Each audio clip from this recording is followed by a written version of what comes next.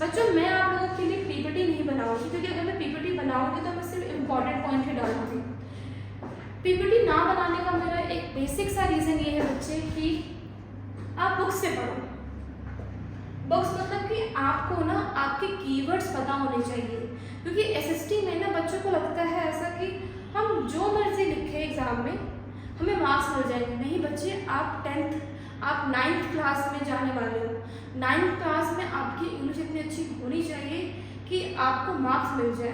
बच्चे काफ़ी सोचते हैं कि मैम हमें एसएसटी में मार्क्स नहीं मिले, हमने बहुत पेज भर के आए। नहीं मिलेगा बच्चों आपको मार्क्स जब तक आप एक अच्छा कीवर्ड, एक अच्छी वोकैबुलरी नहीं इंसर्ट करोगे अपने आंसर में, तो आपको मार्क्स नहीं मिलेगा। इसलिए मैं बुक से करा रही हूँ ताकि आपको लाइन बाय लाइन उसका मतलब पता चले। ठीक है, चलो let's we do start part 2 class. Part 2 जो क्लास है उसका टॉपिक है फ्रेंड सोसाइटी